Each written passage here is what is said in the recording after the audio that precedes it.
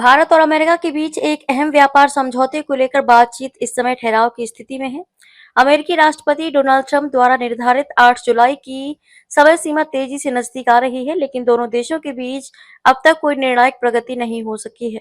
अगर इस तारीख तक कोई समझौता नहीं होता है, तो अमेरिका भारतीय निर्यात पर 26% तक का जवाबी टैरिफ लगाने के लिए तैयार बैठा है। भारतीय प्रतिनिधिमंडल वाणिज्य विभाग के अतिरिक्त सचिव राजेश अग्रवाल के नेतृत्व में वॉशिंगटन में अमेरिकी अधिकारियों के साथ बातचीत कर रहा है, लेकिन अब तक की बैठकों में कोई ठोस नतीजा नहीं निकल पाया है।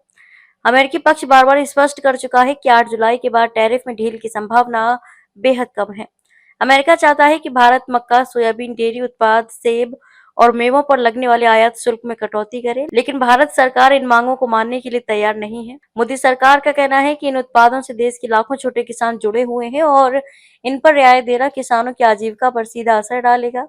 भारत अगर इन टैरिफ्स को हटाता है, तो ये न सिर्फ कृषि सेक्टर को प्रभावित करेगा, बल्कि देश के आंतरिक राजनीतिक समीकरण भी हिल सकते हैं। भारत पहले भी ऑस्ट्रेलिया, यूनाइटेड किंगडम और यूरोपीय यूनियन के साथ हुए व्यापार समझौतों में कृषि और डेयरी उत्पादों को बाहर रख चुका है। यही कारण है कि अमेरिका की मौजूदा मांगों पर भारत झुकने को तैयार नहीं दिख रहा। अमेरिका ने ये भी संकेत दिए कि अगर भारत थोड़ी मात्रा में यानी कि कोटे के तहत ही सही कुछ कृषि उत्पादों पर रियायत दे, तो भी एक व्यापार समझौते की संभावना बन सकती है। लेकिन भारत का रुख साफ है, कृषि पर कोई समझौता नहीं।